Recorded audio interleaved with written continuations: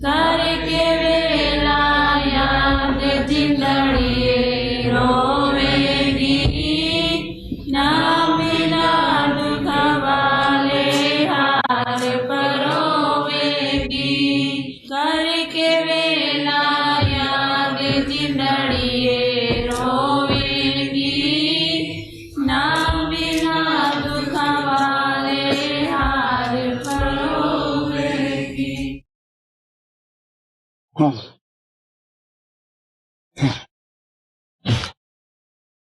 उस दिन हमने आपको देखा कि आप दीवार के साथ साथ गुरमेल और सुखपाल के साथ में जा रहे थे, सैर कर रहे थे, तो थोड़ी देर के लिए हम भी आपके पीछे हो लिए और बाद में आपने हमें रोक दिया, अपने पीछे नहीं आने दिया। इससे पहले यहाँ के कार्यक्रम के अंदर ये भी कार्यक्रम शामिल था कि आप हमें कई दफा साथ में सैर कराने के लिए ले जाया करते थे, लेकिन अब वो बंद हो गया। तो सब सुखों के दाता, क्या आप इसके बारे में कुछ बताना चाहेंगे कि वो क्यों बंद कर दिया गया?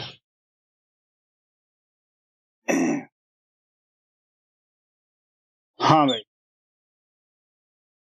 ਜਿਹੜਾ उस जगह ਦਾ माहौल ਸੀ ਉਹ ऐसा ही ਸੀਗਾ, क्योंकि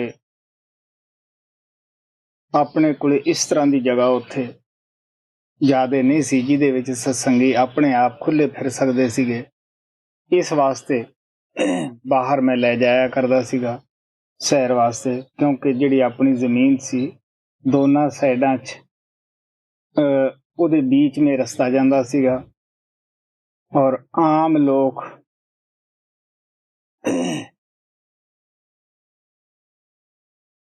ਉੱਥੇ ਟਹਿਲ ਨਹੀਂ ਸਕਦੇ ਸੀ। ਐਸੀ ਜਗ੍ਹਾ ਕੋਈ ਨਹੀਂ ਸੀ। ਇੱਥੇ ਜਗ੍ਹਾ ਕਾਫੀ ਹੈ, ਹਰ ਇੱਕ ਆਦਮੀ ਇਕੱਲਾ ਟਹਿਲ ਸਕਦਾ ਹੈ, ਫਿਰ ਸਕਦਾ ਹੈ। ਮੇਰਾ ਖਿਆਲ ਹੈ ਆਪਦੇ ਯਾਦ ਹੋਏਗੀ ਕਿ ਪਹਿਲਾਂ ਕੱਚੀ ਦੀਵਾਰ ਹੁੰਦੀ ਸੀਗੀ ਜਦੋਂ ਮੈਂ ਇੱਥੇ ਅਭਿਆਸ ਕਰਦਾ ਹੁੰਦਾ ਸੀ। ਇਹ ਉਸ ਵਕਤ ਹੀ ਦੀਵਾਰ ਬਣਾਈ ਸੀ ਤਾਂ ਕਿ ਬਾਹਰੋਂ ਕੋਈ ਆਦਮੀ ਮੈਨੂੰ ਆ ਕੇ ਪਰੇਸ਼ਾਨ ਨਾ ਕਰੇ। ਔਰ ਜਦ ਮੈਂ ਅੰਦਰ ਬੈਠਦਾ ਥੱਕ ਜਾਂਦਾ ਸੀ, ਥੋੜ੍ਹਾ ਬਹੁਤਾ ਤੁਰਨ ਵਾਸਤੇ ਇਹ ਦੀਵਾਰ ਦੇ ਸਹਾਰੇ ਹੀ ਜਗ੍ਹਾ ਬਣਾਈ ਹੋਈ ਸੀਗੀ ਚਫੇਰੇ ਘੁੰਮਣ ਦੀ। ਔਰ ਜਿਹੜਾ ਉਸ ਦਿਨ ਮੈਂ ਆਪ ਨੂੰ ਰੋਕਿਆ ਸੀਗਾ ਉਹਦੇ ਪਿੱਛੇ ਕੋਈ ਕਾਰਨ ਨਹੀਂ, ਇੱਕ ਛੋਟਾ ਜਿਹਾ ਕਾਰਨ ਸੀਗਾ। ਅਗਰ ਮੈਂ ਤੁਹਾਨੂੰ ਨਾ ਰੋਕਦਾ ਤਾਂ ਸਾਰੀ ਸੰਗਤ ਹੀ ਉੱਠ ਕੇ ਮਗਰ ਤੁਰ ਫਿਰਦੀ ਔਰ ਪ੍ਰੇਮੀਆਂ ਦਾ ਜੋ ਗੁਆਰ ਬੀਜਿਆ ਹੈ ਉਸ ਨੂੰ ਆਪਾਂ ਸਾਰੇ ਨਿੱਧ ਦਿੰਦੇ, ਉਹਨਾਂ ਦਾ ਨੁਕਸਾਨ ਹੁੰਦਾ ਗੁਰਮੇਲ ਹੋਰਾਂ ਦਾ। ਉਹਦੇ ਨਾਲ ਬਿਹਤਰ ਇਹ ਰਿਹਾ ਕਿ तेरा और मेरा मामला अपने बीच में ही रह गया।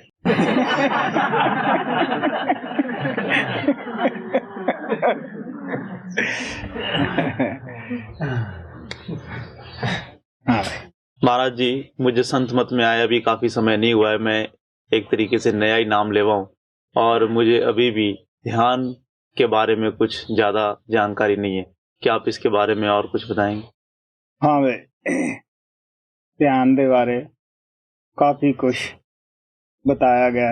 संत बाणी मैगजीन आप पढ़ें, पुराने मैगजीनां दे विचों आपनूं काफ़ी कुछ मिलेगा। इस दे विच सहायता मिलेगी।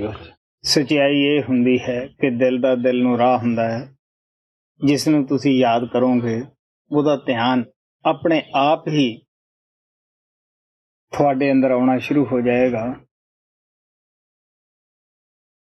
बेशक तुसी उसकी शक्ल बनाओ या ना बनाओ, तस्वीर उकरन की अंदर जरूरत नहीं पैंदीगी। सवाल याद दा है। अगर तुसी प्यार नाल चलदे फिरदे सिमरन करोगे, याद बनाओगे, ध्यान अपने आप ही आ जाता है। जदों असी एकागर हुन्ने आ, ध्यान साडा बन जाता है। बहुत सारियां घटना भी सत्संगियां नाल घटदियां रहिंदियां हन। कई दफ़ा गुरु प्रतख भी मदद करता है, अभ्यास च भी दर्शन दिंदा है और पियां नूं भी दर्शन दिंदा है। ऐसे स्वरूप नूं भी सानू अखां तो ओले नहीं करना चाहिदा गा। और कई दफ़ा असी ऐसे स्वरूप तो बहुत सारा फायदा भी उठा लेने हैं, क्योंकि गुरु सिख दा रिश्ता बड़ा गूढ़ा हुंदा है। ऐदों गूढ़ा नज़दीकी कोई दुनियावी रिश्ता नहीं हुंदा जिन्ना कि शिष्य और गुरु दा हुंदा है। आम सत्संगियां नाल ਗੁਰੂ ਪ੍ਰਤੀ ਕਈ ਘਟਨਾ ਘਟਦੀਆਂ ਰਹਿੰਦੀਆਂ ਹਨ ਔਰ ਕਈ ਦਫਾ ਉਹ ਬਾਹਰ ਵੀ ਜਾਂਦੇ ਹੈ, ਉੱਥੇ ਵੀ ਚਮਤਕਾਰ ਦੇਖਦੇ ਹੈ, ਰਾਤ ਨੂੰ ਸੌਂਦੇ ਹੈ। ਕਈ ਦਫਾ ਜਦੋਂ ਸਾਡਾ ਮਨ ਸ਼ਾਂਤ ਹੁੰਦਾ ਹੈ, ਗੁਰੂ ਉਦੋਂ ਵੀ ਆਪਣੀ ਆਤਮਾ ਨੂੰ ਉੱਪਰ ਖਿੱਚ ਲੈਂਦਾ ਹੈ ਉੱਪਰਲੇ ਮੰਡਲਾਂ 'ਚ। ਕਈ ਕਈ ਦਿਨ ਪ੍ਰੇਮੀ ਦਾ ਦਿਲ ਖੁਸ਼ ਰਹਿੰਦਾ ਹੈ, ਲੇਕਿਨ ਅਫਸੋਸ ਇਹ ਕਹਿਣਾ ਪਏਗਾ ਕਿ ਅਸੀਂ ਸਤਸੰਗੀ ਐਸੇ ਵਕਤ ਤੋਂ ਫਾਇਦਾ ਨਹੀਂ ਉਠਾਉਂਦੇ, ਅਸੀਂ ਉਸ ਨੂੰ ਇੱਕ ਸੁਪਨਾ ਕਹਿ ਕੇ ਟਾਲ ਦਿੰਦੇ ਹਾਂ।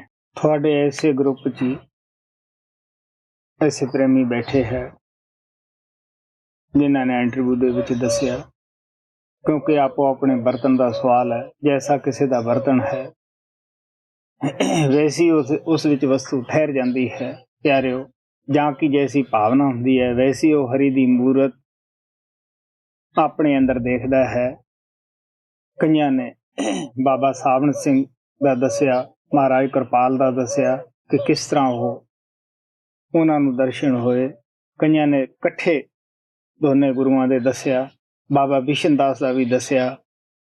ਹੁਣ ਤੁਸੀਂ ਦੇਖ ਸਕਦੇ ਹੋ ਕਿ ਜਿਨ੍ਹਾਂ ਪ੍ਰੇਮੀਆਂ ਨਾਲ ਐਸੀ ਘਟਨਾ ਘਟਦੀਆਂ ਹਨ, ਉਹਨਾਂ ਨੂੰ ਉਸ ਰੂਪ ਤੋਂ ਪੂਰਾ ਫਾਇਦਾ ਉਠਾਉਣਾ ਚਾਹੀਦਾ ਹੈ। ਤੁਸੀਂ ਜਿਤਨੇ ਵੀ ਬੈਠੇ ਹੋ, ਸਾਰਿਆਂ ਦੇ ਇੱਕੋ ਜਿਹੇ ਖਿਆਲ ਨਹੀਂ, ਸਾਰਿਆਂ ਦੀਆਂ ਇੱਕੋ ਜਿਹਾ ਸਾਰਿਆਂ ਨੂੰ ਤਜਰਬਾ ਨਹੀਂ ਗਾ ਹੁੰਦਾ ਔਰ ਸਾਰਿਆਂ ਦੀ ਸੋਚਣੀ ਇੱਕੋ ਜਿਹੀ ਨਹੀਂ। ਇਸ ਵਾਸਤੇ ਇੱਕੋ ਜਿਹਾ ਤਜਰਬਾ ਸਾਰਿਆਂ ਨੂੰ ਨਹੀਂ ਹੁੰਦਾ ਗਾ। ਲੇਕਿਨ ਮੈਂ ਫਿਰ ਵੀ ਤੁਹਾਨੂੰ ਪਿਆਰ ਨਾਲ ਸਲਾਹ ਦੇਵਾਂਗਾ ਕਿ ਛੋਟੀ ਮੋਟੀ ਘਟਨਾ ਸਤਿਗੁਰੂ ਸ਼ਿਸ਼ ਦੇ बीच में ਤਾਂ ਹੁੰਦੀ ਹੀ ਰਹਿੰਦੀ ਹੈ। ਕਈ ਦਫਾ ਕੋਈ ਐਕਸੀਡੈਂਟ ਹੁੰਦਾ ਹੈ, ਕਈ ਦਫਾ ਕੋਈ ਹੋਰ ਘਟਨਾ ਘਰ ਵਿੱਚ ਘਟ ਜਾਂਦੀ ਹੈ ਔਰ ਐਸੇ ਮੌਕਿਆਂ ਤੇ ਜ਼ਰੂਰ ਗੁਰੂ ਅਗਰ ਸਾਡਾ ਉਧਰ ਖਿਆਲ ਹੈ ਤਾਂ ਦਰਸ਼ਨ ਦਿੰਦਾ ਹੈ ਜਾਂ ਇੱਕ ਦੋ ਦਿਨ ਪਹਿਲਾਂ ਵੀ ਚੇਤਾਵਨੀ ਦਿੰਦਾ ਹੈ। ਔਰ ਲੇਕਿਨ ਸੰਤ ਇਹ ਨਹੀਂ ਕਹਿੰਦੇ ਕਿ ਤੁਸੀਂ ਉਸ ਵਕਤ ਨੂੰ ਟਾਲੋ, ਜਾਂ ਸੰਤ ਇਹ ਸਾਨੂੰ ਸਿੱਖਿਆ ਨਹੀਂ ਦਿੰਦੇਗੇ ਕਿ ਆਪਣੀ ਕਮਾਈ ਨੂੰ ਪੰਗਦੇ ਭਾੜੇ ਰੋੜੋ, ਕਿਉਂਕਿ ਸੰਤ ਮਾਲਕ ਦੇ ਭਾਣੇ ਵਿੱਚ ਹੀ ਰਹਿ ਕੇ ਖੁਸ਼ ਹੈ। ਉਹਨਾਂ ਨੂੰ ਇਹ ਗਿਆਨ ਹੁੰਦਾ ਹੈ ਭੂਤ ਭਵਿੱਖ ਵਰਤਮਾਨ ਦਾ, ਕਿ ਜੋ ਘਟਨਾ ਘਟਦੀ ਹੈ ਉਹ ਸਾਡੇ ਪਿਛਲੇ ਪ੍ਰਲਬਧ ਕਰਮਾਂ ਅਨੁਸਾਰ ਹੀ ਘਟਦੀ ਹੈ, ਜਿਹਨੂੰ ਕਿ ਭੋਗਣ 'ਚ ਹੀ ਫਾਇਦਾ ਹੁੰਦਾ ਹੈ। ਲੇਕਿਨ ਆਮ ਤੌਰ ਦੇ ਉੱਤੇ ਅਸੀਂ ਸਤਸੰਗੀ ਲੋਕ ਵੀ ਦਲੀਲਬਾਜ਼ੀ ਤੋਂ ਕੰਮ ਲੈਂਦੇ ਹਾਂ। ਜਦ ਕੋਈ ਘਟਨਾ ਘਟ ਜਾਂਦੀ ਹੈ ਆਪ ਨਾਲ ਜਾਂ ਕਿਸੇ ਹੋਰ ਦੇ ਨਾਲ ਘਟ ਜਾਵੇ, ਅਸੀਂ ਇਹ ਕਹਿੰਦੇ ਹਾਂ ਐਸਾ ਕਿਉਂ ਹੋਇਆ, ਅਗਰ ਉਹ ਇਸ ਤਰ੍ਹਾਂ ਕਰਦਾ ਤੇ ਘਟਨਾ ਨਾ ਘਟਦੀ।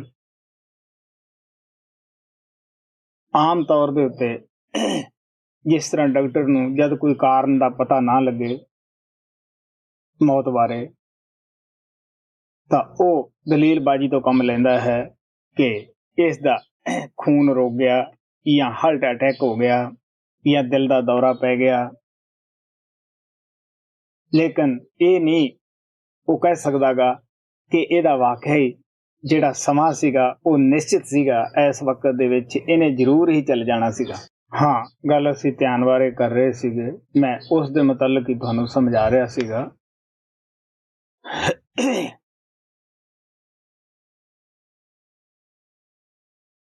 ਸਾਨੂੰ ਲਗਾਤਾਰ ਸਿਮਰਨ ਕਰਨਾ ਚਾਹੀਦਾ। ਸਤਸੰਗੀ ਨੂੰ ਚਲਦੇ ਫਿਰਦੇ ਵੀ ਇਕਾਗਰਤਾ ਦੀ ਤਰਫ ਖਿਆਲ ਰੱਖਣਾ ਚਾਹੀਦਾ ਹੈ। ਮਨ ਨੂੰ ਫਜ਼ੂਲ ਸੋਚਣ ਨਹੀਂ ਦੇਣਾ ਚਾਹੀਦਾ, ਉਸ ਜਗ੍ਹਾ ਸਿਮਰਨ ਨੂੰ ਦਿਓ।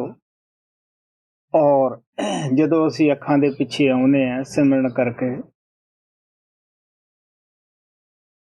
ਅਸਥੂਲ ਸੂਖਸ਼ਮ ਪਰਦੇ ਲਾ ਕੇ ਅੰਦਰ ਜਾਂਦੇ ਹਾਂ, ਉਦੋਂ ਧਿਆਨ ਆਪਣੇ ਆਪ ਹੀ ਸਾਡਾ ਬਣ ਜਾਂਦਾ ਹੈ। ਸੱਚਾਈ ਤੇ ਇਹ ਹੁੰਦੀ ਹੈ ਕਿ ਦੇਖਣ ਵਾਲੀ ਜੋ ਸ਼ਕਤੀ ਹੈ ਉਹਨੂੰ ਨਿਰਤ ਕਹਿੰਦੇ ਹੈ, ਸੁਣਨ ਵਾਲੀ ਨੂੰ ਸੁਰਤ ਕਹਿੰਦੇ ਹੈ। ਬੇਸ਼ੱਕ ਇਹ ਦੋਨੇ ਹੀ ਸਾਡੇ ਅੰਦਰ ਹੈ, ਦੋਨਾਂ ਦਾ ਕੋਈ ਖਾਸ ਫਰਕ ਨਹੀਂ ਹੁੰਦਾ ਗਾ, ਕਿਉਂਕਿ ਸਾਡੀ ਆਤਮਾ ਦੀਆਂ ਦੋ ਸ਼ਕਤੀਆਂ ਹੁੰਦੀਆਂ ਹੈ, ਸੁਣਨ ਵਾਲੀ ਔਰ ਦੇਖਣ ਵਾਲੀ। ਔਰ ਜਦੋਂ ਅਸੀਂ ਆਪਣੀ ਆਤਮਾ ਤੋਂ ਤਿੰਨੇ ਪਰਦੇ ਲਾ ਲੈਂਦੇ ਹਾਂ, ਫਿਰ ਸਾਡਾ ਇੱਕ ਟੱਕ ਧਿਆਨ ਦਸਵੇਂ ਦੁਆਰ ਜਾ ਕੇ ਆਪਣੇ ਆਪ ਹੀ ਲੱਗ ਜਾਂਦਾ ਹੈ। ਇਸ ਨੂੰ ਪਲਟੂ ਸਾਹਿਬ ਨੇ ਕਿਹਾ ਸੀ, ਭਜਨ ਤੇਲ ਕੀ ਧਾਰ ਸਾਧਨਾ ਅਧਕੈ ਸਾਧੀ। ਜਿਸ ਤਰ੍ਹਾਂ ਤੇਲ ਦੀ ਧਾਰ ਨਹੀਂ ਟੁੱਟਦੀ ਗੀ, ਇਸੇ ਤਰ੍ਹਾਂ ਇੱਥੇ ਪਹੁੰਚੇ ਹੋਏ ਸਤਸੰਗੀ ਦੀ ਜਿਹੜੀ ਬਿਰਤੀ ਹੈ ਉਹ ਬਿਖਰਦੀ ਨਹੀਂ ਔਰ ਧਿਆਨ ਅਟੰਗ ਲੱਗ ਜਾਂਦਾ ਹੈ। ਇਸੇ ਨੂੰ ਗੁਰੂ ਨਾਨਕ ਨੇ ਵੀ ਕਿਹਾ, ਗੁਰਮੁਖ ਜਪੀਐ ਲਾਏ ਧਿਆਨਾ। ਉੱਥੇ ਸਾਡਾ ਧਿਆਨ ਇੱਕ ਟੱਕ ਹੀ ਲੱਗ ਜਾਂਦਾ ਹੈ, ਕਿਸੇ ਚੀਜ਼ ਦੀ ਜ਼ਰੂਰਤ ਨਹੀਂ ਪੈਂਦੀ। ਐਸਾ ਧਿਆਨ ਬਣਿਆ, ਫੇਰ ਸਾਡਾ ਬਿਖਰਦਾ ਨਹੀਂਗਾ। ਸਤਸੰਗੀ ਨੂੰ ਸਿਮਰਨ ਦੀ ਮਹਾਨਤਾ ਦਾ ਗਿਆਨ ਨਹੀਂਗਾ। ਅਗਰ ਇਹਨੂੰ ਸਿਮਰਨ ਦੀ ਮਹਾਨਤਾ ਦਾ ਗਿਆਨ ਹੋ ਜਾਵੇ ਤਾਂ ਧਿਆਨ ਬਣਨ ਵਿੱਚ ਕੋਈ ਜ਼ਿਆਦਾ ਤਕਲੀਫ ਪੇਸ਼ ਨਹੀਂ ਆਉਂਦੀ ਗੀ। ਤੁਸੀਂ ਦੇਖ ਲਓ, ਤੁਹਾਡੇ ਮਨ ਫਜ਼ੂਲ ਬਾਤਾਂ ਵੀ ਸਾਰਾ ਦਿਨ ਸੋਚਦੇ ਹੀ ਰਹਿੰਦੇ ਹੈ। ਇਹ ਸੋਚਣੀ ਤੁਸੀਂ ਗੁਰੂ ਦੀ ਤਰਫ ਲਾ ਦਿਓ। ਜਿਹੜੀ ਇਹ ਚਿਤਵਣੀ ਸਾਰਾ ਦਿਨ ਕਰਦਾ ਰਹਿੰਦਾ ਹੈ, ਇਹ ਤੁਸੀਂ ਸਿਮਰਨ ਦੇ ਵਿੱਚ ਲਾ ਸਕਦੇ ਹੋ। ਇਸੇ ਤਰ੍ਹਾਂ ਤੁਹਾਡੇ ਅੰਦਰ ਸਿਮਰਨ ਬਣ ਜਾਵੇ। ਮੈਂ ਤੁਹਾਨੂੰ ਇੱਕ ਦੁਨਿਆਵੀ ਮਿਸਾਲ ਦੇ ਕੇ ਵੀ ਦੱਸ ਦਿੰਦਾ ਹੈ। ਜਿਸ ਤਰ੍ਹਾਂ ਮਾਂ ਬੇਟੇ ਦਾ ਪਿਆਰ ਹੈ, ਸਿਰਫ ਯਾਦ ਕਰਨ ਦੀ ਜ਼ਰੂਰਤ ਹੈ, ਉਹਦਾ ਧਿਆਨ ਆਪਣੇ ਆਪ ਹੀ ਅੱਖਾਂ ਅੱਗੇ ਆ ਜਾਂਦਾ ਹੈ। ਪਤੀ ਪਤਨੀ ਦਾ ਪਿਆਰ ਹੈ, ਸਿਰਫ ਇੱਕ ਦੂਜੇ ਨੂੰ ਯਾਦ ਕਰਨ ਦੀ ਜ਼ਰੂਰਤ ਪੈਂਦੀ ਹੈ, ਧਿਆਨ ਆਪਣੇ ਆਪ ਹੀ ਆ ਜਾਂਦਾ ਹੈ। ਜਿਹਦੇ ਨਾਲ ਪਿਆਰ ਹੈ, ਉਹਦੀ ਚਿਤਵਣੀ ਤੁਹਾਡੇ ਅੰਦਰ ਆਪਣੇ ਆਪ ਹੀ ਤੁਰੀ ਆਉਂਦੀ ਹੈ। ਇਸੇ ਤਰ੍ਹਾਂ ਤੁਸੀਂ ਦੁਨੀਆ ਦੇ ਕਾਰੋਬਾਰ ਕਰਦੇ ਹੋ, ਅਗਰ ਉਹਨਾਂ ਨੂੰ ਤੁਸੀਂ ਮਾਮੂਲੀ ਜਿਹਾ ਯਾਦ ਕਰਦੇ ਹੋ, ਉਹ ਸਾਰਾ ਕੁਝ ਨਕਸ਼ਾ ਤੁਹਾਡੀਆਂ ਅੱਖਾਂ ਅੱਗੇ ਆ ਜਾਏਗਾ। ਸਿਰਫ ਯਾਦ ਕਰਨ ਦੀ ਜ਼ਰੂਰਤ ਹੈ। ਸੰਤ ਕਹਿੰਦੇ ਆ, ਇਹ ਜਿਤਨੀਆਂ ਵੀ ਚੀਜ਼ਾਂ ਹਨ, ਇਹ ਸਾਰੀਆਂ ਸਾਡੇ ਜੀਵਨ ਕਾਲ ਤੱਕ ਹੀ ਸਾਡੇ ਸਾਥ ਰਹਿਣੀਆਂ ਹਨ।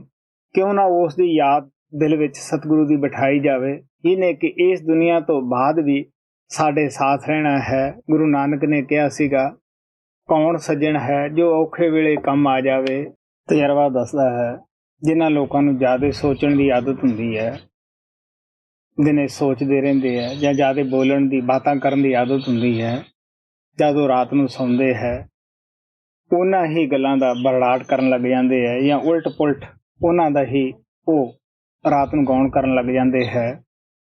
ਕਈ ਦਫਾ ਉਹਨਾਂ ਦੇ ਘਰ ਦੇ ਸੋਚਦੇ ਹੈ, ਐਸਾ ਸਾਡੇ ਰਾਜਸਥਾਨ 'ਚ ਹੋ ਜਾਂਦਾ ਹੈ ਕਿ ਸ਼ਾਇਦ ਇਸ ਨੂੰ ਕੋਈ ਭੂਤ ਦਾ ਛਾਇਆ ਹੈ, ਜਿਹੜਾ ਇਹ ਰਾਤ ਨੂੰ ਇਤਨਾ ਬੋਲਦਾ ਹੈ। ਲੇਕਿਨ ਇਹ ਭੂਤ ਦਾ ਛਾਇਆ ਨਹੀਂ ਹੁੰਦਾ ਗਾ, ਸਿਰਫ ਉਹਦੀ ਦਿਨ ਭਰ ਦੀ ਸੋਚਣੀ ਹੁੰਦੀ ਹੈ, ਦਿਨ ਭਰ ਦੀਆਂ ਜ਼ਿਆਦਾ ਬਾਤਾਂ ਕਰਨੀਆਂ ਹੁੰਦੀਆਂ ਹਨ। ਜੇ ਅਸੀਂ ਗੁਰੂ ਵਾਸਤੇ ਇੰਨਾ ਕੁਝ ਸੋਚੀਏ, ਜਿਹੜਾ ਉਹ ਰਾਤ ਨੂੰ ਫਜ਼ੂਲ ਗੱਲਾਂ ਕਰਦਾ ਹੈ, ਅਗਰ ਐਸੀ ਸਾਡੀ ਲਗਨ ਹੋਵੇ ਤੇ ਅਸੀਂ ਰਾਤ ਨੂੰ ਸਿਮਰਨੀ ਗੁਰੂ ਦਾ ਕਰਦੇ ਹੋਵਾਂਗੇ ਜਾਂ ਗੁਰੂ ਸੇ ਬਾਤ ਕਰਦੇ ਹੋਵਾਂਗੇ। ਉਸ ਬਾਤ ਦੇ ਮੁਤਲਕ ਕਬੀਰ ਨੇ ਕਿਹਾ ਹੈ, ਸੁਪਨੇ ਹੂੰ ਬਰੜਾਏ ਕੇ ਜੇ ਮੁਖ ਨਿਕਸੇ ਨਾਮ, ਤਾਂ ਕਿ ਪੱਕੀ ਪਨਹੀ ਮੇਰੇ ਤਨ ਕੋ ਚਾਮ। ਕਹਿਣ ਲੱਗੇ, ਅਗਰ ਸੁਪਨੇ 'ਚ ਬਰੜਾ ਕੇ ਵੀ ਕੋਈ ਨਾਮ ਲੈਂਦਾ ਹੈ ਤਾਂ ਮੈਂ ਬਲਿਹਾਰ ਜਾਣਾ ਹੈ।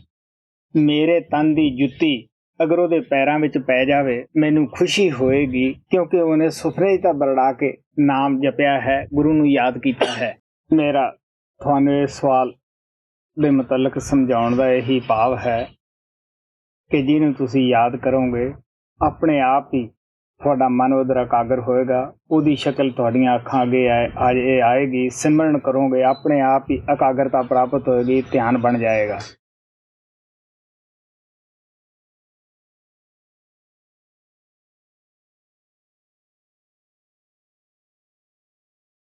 गुरु अपने सेवकों से आमतौर पे अपनी शान और अपनी ताकत क्यों छुपा के रखता है? हाँ भाई, बड़ा दिलचस्प सवाल है। ਤੁਹਾਨੂੰ ਪਤਾ ਹੀ ਹੈ, ਅਗਰ ਤੁਹਾਡੇ ਕੋਲ ਕੋਈ ਕੀਮਤੀ ਸਮਾਨ ਹੈ, ਅਗਰ ਤੁਸੀਂ ਉਸ ਦੀ ਨਮਾਇਸ਼ ਲਾਓਗੇ, ਹੋ ਸਕਦਾ ਹੈ ਉਸ ਨੂੰ ਕੋਈ ਚੁਰਾਉਣ ਵਾਲਾ ਆ ਜਾਵੇ,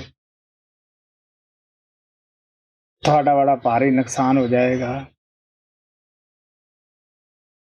ਇਹ ਤਾਂ ਇੱਕ ਦੁਨਿਆਵੀ ਮਿਸਾਲ ਹੈ, ਲੇਕਿਨ ਸੱਚਾਈ ਇਹ ਹੈ, ਤੁਸੀਂ ਅਨੁਰਾਗ ਸਾਗਰ ਨੂੰ ਪੜ੍ਹਦੇ ਹੋ। ਕਾਲ ਨਾਲ ਐਦ ਹੋਏ ਹੈ, ਕਿ ਇੱਕ ਤਾਂ ਕਿਸੇ ਨੂੰ ਪਿਛਲੇ ਜਨਮ ਦਾ ਗਿਆਨ ਨਾ ਹੋਵੇ ਕਿ ਮੈਂ ਦੁੱਖ ਭੋਗਦਾ ਤਾਂ ਮੇਰੇ ਇਹ ਪਾਪਾਂ ਦਾ ਫਲ ਹੈ, ਅਗਰ ਮੈਂ ਸੁੱਖ ਭੋਗਦਾ ਹਾਂ ਤੇ ਮੇਰੇ ਇਹ ਪੁੰਨਾਂ ਦਾ ਫਲ ਹੈ, ਮੈਂ ਪਿੱਛੇ ਕੀ ਸੀ। ਦੂਸਰਾ ਇਹ ਕਿ ਮੈਂ ਜਿੱਥੇ ਵੀ ਕਿਸੇ ਨੂੰ ਜਨਮ ਦੇਵਾਂ ਉਹ ਉੱਥੇ ਹੀ ਖੁਸ਼ ਰਵੇ, ਬੇਸ਼ੱਕ ਕਿਸੇ ਨੂੰ ਸੂਰ ਬਣਾਵਾਂ, ਗਧਾ ਬਣਾਵਾਂ। ਤੁਹਾਨੂੰ ਪਤਾ ਹੈ ਗਧੇ ਆਪਣੀ ਜੂਨੀ ਵਿੱਚ ਖੁਸ਼ ਹੈ, ਅਗਰ ਸੂਰ ਨੂੰ ਕੋਈ ਮਾਰੇ ਤੇ ਉਹ ਵੀ ਜਾਨ ਬਚਾਉਣ ਵਾਸਤੇ ਤਰਲੇ ਵਾਅਦੇ ਕਰਦਾ ਹੈ, ਚੀਕਦਾ ਹੈ, ਕਿਉਂਕਿ ਜਾਨ ਉਸ ਨੂੰ ਵੀ ਪਿਆਰੀ ਹੈ। ਇੱਕ ਇਹ ਹੈ ਕਿ ਸੰਤ ਜੀਵਾਂ ਤੋਂ ਕਮਾਈ ਕਰਾ ਕੇ ਲਿਆਉਣ, ਔਰ ਚੌਥਾ ਇਹ ਹੈ ਕਿ ਸੰਤ ਕੋਈ ਵੀ ਕਰਾਮਾਤ ਜਾ ਕੇ ਨਾ ਦਿਖਾਉਣ, ਕਿਉਂਕਿ ਕਾਲ ਵੀ ਉਸੇ ਦਿਆਲ ਦਾ ਹੀ ਬਣਾਇਆ ਹੋਇਆ ਹੈ, ਇਹ ਵੀ ਉਸੇ ਦੀ ਸ਼ਕਤੀ ਹੈ। ਪਿਆਰਿਓ, ਇਸ ਨੂੰ ਵੀ ਖੁਸ਼ ਰੱਖਣਾ ਬੜਾ ਜ਼ਰੂਰੀ ਹੈ, ਕਿਉਂਕਿ ਇਸ ਨੇ ਵੀ ਸੇਵਾ ਕੀਤੀ ਹੈ। ਸੋ ਸੰਤ ਇਸ ਸੰਸਾਰ ਵਿੱਚ ਆ ਕੇ ਉਸ ਐਦ ਦੀ ਪਾਲਣਾ ਕਰਦੇ ਹੈ ਜੋ ਪ੍ਰਮਾਤਮਾ ਨੇ ਕਾਲ ਨਾ ਕੀਤੇ ਹੈ। ਸੰਤ ਬੜੀ ਇੱਕ ਸਧਾਰਨ ਜ਼ਿੰਦਗੀ ਬਤੀਤ ਕਰਦੇ ਹੈ। ਅਗਰ ਗਰੀਬੀ 'ਚ ਹੈ ਤਾਂ ਉਹ ਗਰੀਬੀ ਦੇ ਵਿੱਚ ਹੀ ਆਪਣੀ ਖੁਸ਼ੀ ਸਮਝਦੇ ਹੈ, ਅਗਰ ਅਮੀਰ ਹੈ ਤਾਂ ਉਹਦੇ ਵਿੱਚ ਵੀ ਉਹਨਾਂ ਨੂੰ ਕੋਈ ਫਰਕ ਨਹੀਂ ਪੈਂਦਾ ਗਾ। ਉਹਨਾਂ ਦਾ ਖਿਆਲ ਹਮੇਸ਼ਾ ਪ੍ਰਭੂ ਚਰਨਾਂ ਦੇ ਵਿੱਚ ਹੀ ਜੁੜਿਆ ਰਹਿੰਦਾ ਹੈ। ਉਹ ਆ ਕੇ ਆਪਣੇ ਪਰਵਜ ਨੂੰ, ਮਕਸਦ ਨੂੰ ਭੁੱਲਦੇ ਨਹੀਂਗੇ, ਔਰ ਦੁਨੀਆ ਦੀ ਮਾਨ ਵਡਿਆਈ ਨੂੰ ਉਹ ਤੁੱਛ ਸਮਝਦੇ ਹੈ। ਪਿਆਰਿਓ, ਸੱਚਾਈ ਤਾਂ ਇਹ ਹੈ ਕਿ ਸੰਤ ਆਪਦੇ ਸੇਵਕਾਂ ਤੋਂ ਆਪਣੀ ਸ਼ਕਤੀ ਬਿਲਕੁਲ ਨਹੀਂ ਲੁਕਾਉਂਦੇ ਗੇ। ਇਹ ਵੀ ਸਾਡਾ ਮਨ ਸਾਡੇ ਨਾਲ ਧੋਖਾ ਕਰਦਾ ਹੈ। ਜਿਹੜੇ ਅੰਦਰ ਜਾਂਦੇ ਹੈ, ਤੁਸੀਂ ਉਹਨਾਂ ਨੂੰ ਪੁੱਛ ਸਕਦੇ ਹੋ ਕਿ ਸੰਤ ਕੀ ਤੁਹਾਤੋਂ ਕੁਝ ਲੁਕਾਉਂਦੇ ਹੈ? ਨਹੀਂ, ਜੋ ਅੰਦਰ ਜਾਂਦੇ ਹੈ ਉਹਨਾਂ ਦਾ ਕਿਹਾ ਮੰਨਦੇ ਹੈ, ਉਹ ਆਪਣੀਆਂ ਸਾਰੀਆਂ ਬਰਕਤਾਂ ਲੈ ਕੇ ਉਹਨਾਂ ਦੇ ਵਿੱਚ ਬੈਠ ਜਾਂਦੇ ਹੈ। ਸਭ ਤੋਂ ਬੜੀ ਸੰਤਾਂ ਦੀ ਕਰਾਮਾਤ ਹੈ ਇੱਕ ਆਤਮਾ ਨੂੰ ਪਰਮਾਤਮਾ ਨਾਲ ਮਿਲਾ ਦੇਣਾ। ਅਸੀਂ ਪਸ਼ੂ ਪੰਛੀਆਂ ਵਾਲੇ ਕਰਮ ਕਰਦੇ ਹਾਂ। ਤੁਸੀਂ ਦੇਖ ਲਓ ਕਿ ਇਨਸਾਨ ਨੂੰ ਪਰਮਾਤਮਾ ਅੱਗੇ ਖੜੇ ਕਰ ਦੇਣਾ ਕਿ ਤੇਰਾ ਬੱਚਾ ਹੈ, ਇਹ ਗਲਤੀ ਬਖਸ਼ਾਉਣ ਵਾਸਤੇ ਆਇਆ ਹੈ। ਇਦੋਂ ਵੱਧ ਹੋਰ ਕਰਾਮਾਤ ਕੀ ਹੋ ਸਕਦੀ ਹੈ? ਲੇਕਿਨ ਅਸੀਂ ਆਮ ਤੌਰ ਦੇ ਉੱਤੇ ਬਾਹਰ ਮੁਖੀ ਕਰਾਮਾਤਾਂ ਨੂੰ ਕਰਾਮਾਤਾਂ ਸਮਝਦੇ ਹਾਂ ਕਿ ਦੇਖੋ ਜੀ, ਮੈਨੂੰ ਬੁਖਾਰ ਚੜ੍ਹਿਆ ਸੀ, ਮੈਂ ਕਿਹਾ ਉਹਦੇ ਉਤਰ ਗਿਆ, ਤਾਂ ਸੰਤਾਂ ਨੂੰ ਕਹਿਣ ਦੀ ਦੇਰ ਸੀ। ਲੱਤ ਟੁੱਟੀ ਸੀ, ਉਹ ਠੀਕ ਹੋ ਗਈ। ਲੜਕਾ ਬਿਮਾਰ ਸੀ, ਕਿਹਾ ਉਹਦੇ ਬਚਾ ਦਿੱਤਾ। ਬਾਬਾ ਸਾਵਣ ਸਿੰਘ ਕਹਿੰਦੇ ਹੁੰਦੇ ਸੀ, ਐਸੇ ਲੋਕ ਸੰਤ ਮਤ ਨੂੰ ਸਮਝਦੇ ਨਹੀਂ ਹੁੰਦੇ ਗੇ, ਉਹਨਾਂ ਨੇ ਕੀ ਫਾਇਦਾ ਉਠਾਉਣਾ ਹੈ। ਸੰਤਾਂ ਦੀ ਵੱਡੀ ਕਰਾਮਾਤ ਇਹ ਹੈ ਕਿ ਆਤਮਾ ਨੂੰ ਪਰਮਾਤਮਾ ਰੂਪੀ ਬਣਾ ਦੇਣਾ। ਸੋ ਇਸ ਵਾਸਤੇ ਮਹਾਰਾਜ ਸਾਵਣ ਸਿੰਘ ਕਹਾਣੀ ਸੁਣਾਉਂਦੇ ਹੁੰਦੇ ਸੀ। ਇਹਦੇ ਪ੍ਰਥਾਏ ਕਿ ਗੁਰੂ ਤੇਗ ਬਹਾਦਰ ਸਾਹਿਬ ਆਗਰੇ ਦੇ ਵਿੱਚ ਗਏ ਸਨ। ਉਹਨਾਂ ਦੀ ਸੰਗਤ ਬੈਠੀ ਸੀ। ਇੱਕ ਮੁਸਲਮਾਨ ਜਾਤੀ ਦਾ ਆਦਮੀ ਜਲਦੀ ਆਇਆ ਔਰ ਗੁਰੂ ਤੇਗ ਬਹਾਦਰ ਦੇ ਨਾਲ ਉਹਨੇ ਜੱਫੀ ਪਾ ਕੇ ਮਿਲਿਆ। ਔਰ ਅਸੀਂ ਜਿਹੜੇ ਮਜ਼੍ਹਬੀ ਕਾਨੂੰਨ ਵਿੱਚ ਹੁੰਦੇ ਆ, ਆਮ ਤਸਦ ਹੁੰਦਾ ਹੈ, ਉੱਥੇ ਜਿਹੜੇ ਬੈਠੇ ਸੀ ਉਹ ਕਹਿਣ ਲੱਗੇ, ਦੇਖੋ ਜੀ, ਇੱਕ ਮੁਸਲਮਾਨ ਜਾਤੀ ਦੇ ਆਦਮੀ ਨੂੰ ਮਹਾਰਾਜ ਜੀ ਨੇ ਕਿਸ ਤਰ੍ਹਾਂ ਜੱਫੀ ਪਾ ਕੇ ਮਿਲਿਆ ਹੈ, ਸਾਨੂੰ ਇਹ ਮੌਕਾ ਨਹੀਂ ਦਿੱਤਾ। ਗੁਰੂ ਸਾਹਿਬ ਨੇ ਸਭ ਦੇ ਦਿਲਾਂ ਨੂੰ ਭਾਫਿਆ। ਉਹ ਕਹਿਣ ਲੱਗੇ, ਤੁਹਾਨੂੰ ਇਸ ਬੰਦੇ ਦੀ ਕਹਾਣੀ ਸੁਣਾਉਂਦੇ ਆ ਕਿ ਇਹ ਕੀ ਹੈ। ਉਹ ਕਹਿੰਦੇ, ਕੁਛ ਟਾਈਮ ਹੋਇਆ, ਇਹ ਲਾਹੌਰ ਦਾ ਬੜਾ ਵੱਡਾ ਅਫਸਰ, ਉਸ ਪਰਗਣੇ ਦਾ ਮਾਲਕ ਸੀਗਾ, ਔਰ ਇਹ ਬੜਾ ਦਇਆ ਦ੍ਰਿਸ਼ਟੀ ਵਾਲਾ ਸੀਗਾ। ਇੱਕ ਯੋਗੀ ਸੀ, ਉਹ ਕਰਾਮਾਤ ਦੇ ਜ਼ਰੀਏ ਅਸਮਾਨ ਵਿੱਚ ਉੱਡਿਆ ਆਉਂਦਾ ਸੀ, ਔਰ ਇਹਦੀ ਜਿਹੜੀ ਛੇਜ ਸੀ ਪੈਣ ਵਾਲੀ, ਆਮ ਤੌਰ 'ਤੇ ਫੁੱਲਾਂ ਨਾਲ, ਸਕੰਦੀ ਦੇ ਨਾਲ ਸ਼ਿੰਗਾਰੀ ਜਾਂਦੀ ਸੀ। ਖਿਆਲ ਆਇਆ ਕਿ ਮੈਂ ਇੱਥੇ ਥੋੜ੍ਹਾ ਚਿਰ ਆਰਾਮ ਕਰ ਲਾਂ। ਆਰਾਮ ਕਰਨ ਗਿਆ, ਸਕੰਦੀ ਦਿਮਾਗ ਨੂੰ ਚੜ੍ਹੀ, ਉਹ ਯੋਗੀ ਬੇਹੋਸ਼ਾਂ ਦੀ ਤਰ੍ਹਾਂ ਸੌਂ ਗਿਆ। ਜਿਸ ਸ਼ਕਤੀ ਨਾਲ ਉੱਡਦਾ ਸੀ, ਮੂੰਹ 'ਚ ਜੋ ਗੁਟਕਾ ਪਾਇਆ ਹੋਇਆ ਸੀਗਾ ਉਹ ਪਾਸੇ ਜਾ ਪਿਆ। ਰਾਜਾ ਜਦ ਸੌਣ ਵਾਸਤੇ ਆਪਦੇ ਕਮਰੇ 'ਚ ਗਿਆ, ਉੱਥੇ ਦੇਖਦਾ ਹੈ ਇਹ ਸ਼ਾਹੀ ਮਹੱਲ ਹੈ ਜਿੱਥੇ ਚਿੜੀ ਤੱਕ ਨਹੀਂ ਫਟਕਦੀ। ਇਹ ਆਦਮੀ ਕਿਉਂ ਇੱਥੇ ਪਿਆ ਹੈ? ਫਿਰ ਦਿਲ 'ਚ ਖਿਆਲ ਆਇਆ ਕਿ ਸੋ ਇਹਨੂੰ ਨਾ ਹੀ ਜਗਾਵਾਂ ਤਾਂ ਅੱਛਾ ਹੈ। ਆਸੇ ਪਾਸੇ ਦੇਖਿਆ, ਉਹਦੇ ਮੂੰਹ 'ਚ ਕੋਈ ਡਿੱਗਿਆ ਪਿਆ ਸੀਗਾ। ਉਹਨੇ ਉਹ ਉਠਾ ਲਿਆ। ਦਿਲ 'ਚ ਖਿਆਲ ਆਇਆ ਕਿ ਪਾਸੇ ਹੋ ਕੇ ਬੈਠ ਜਾਂਦੇ, ਇਹਦੀ ਨੀਂਦ 'ਚ ਨਾ ਫਰਕ ਪਾਈਏ, ਫਿਰ ਪੁੱਛਾਂਗੇ। ਉਹ ਸਾਰੀ ਰਾਤ ਬੈਠਾ ਰਿਹਾ। ਜਦ ਸੁਬਾਹ ਉਹਦੀ ਅੱਖ ਖੁੱਲੀ, ਉਹ ਇੱਧਰ ਉੱਧਰ ਘਬਰਾਇਆ ਹੋਇਆ ਫਿਰਦਾ ਸੀਗਾ, ਕਿਉਂਕਿ ਉੱਡਣ ਵਾਲੀ ਸ਼ਕਤੀ ਕੋਲੇ ਨਹੀਂ ਸੀ। ਉਹਨੂੰ ਪਤਾ ਸੀ ਰਾਜ ਮਹੱਲਾਂ ਦੇ ਵਿੱਚ ਅਗਰ ਫੜ ਲਿਆ ਤੇ ਮੌਤ ਤੋਂ ਸਿਵਾਏ ਹੋਰ ਸਜ਼ਾ ਹੀ ਕੋਈ ਨਹੀਂ ਹੁੰਦੀ ਇੱਥੇ। ਰਾਜਾ ਉਹਨੂੰ ਕਹਿਣ ਲੱਗਿਆ, ਕਿਉਂ ਬਾਈ ਤੂੰ ਕਿਉਂ ਘਬਰਾਇਆ ਹੋਇਆ, ਤੇਰਾ ਕੁਛ ਗੁਆਚ ਗਿਆ, ਇੱਧਰ ਉੱਧਰ ਫਿਰਦਾ? ਉਹ ਕਹਿੰਦਾ ਹਾਂ ਜੀ, ਗੁਟਕਾ ਸੀਗਾ। ਉਹ ਕਹਿਣ ਲੱਗਿਆ ਬਈ ਕੀ ਆਹ ਹੀ ਹੈ? ਉਹ ਕਹਿੰਦਾ ਹਾਂ ਜੀ। ਉਹਨੇ ਉਸ ਨੂੰ ਪਕੜਾ ਦਿੱਤਾ।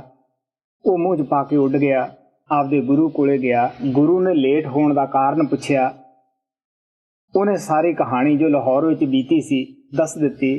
ਗੁਰੂ ਨੇ ਕੁਛ ਚੇਲੇ ਨਾਲ ਲਏ, ਕੁਛ ਹੋਰ ਇੱਕ ਸੀਰ ਦੇ ਗੁਟਕੇ ਲਏ ਨਾਲ, ਬਾਦਸ਼ਾਹ ਨੂੰ ਮਿਲੇ ਔਰ ਸਾਰੀ ਕਹਾਣੀ ਦੱਸੀ ਕਿ ਕਿਸ ਤਰ੍ਹਾਂ ਸਾਡੇ ਚੇਲੇ ਤੋਂ ਗੁਸਤਾਖੀ ਹੋਈ ਹੈ। ਅਸੀਂ ਤੁਹਾਨੂੰ ਖੁਸ਼ ਹੋ ਕੇ ਆ 1-2 ਗੁਟਕੇ ਦਿੰਨੇ ਹੈ, ਜਿੱਥੇ ਮਰਜ਼ੀ ਹੈ ਤੁਸੀਂ ਉੱਡ ਕੇ ਜਾ ਸਕਿਆ ਕਰੋਗੇ, ਇਹਨਾਂ ਵਿੱਚ ਇਹ ਸ਼ਕਤੀ ਹੈ। ਉਸ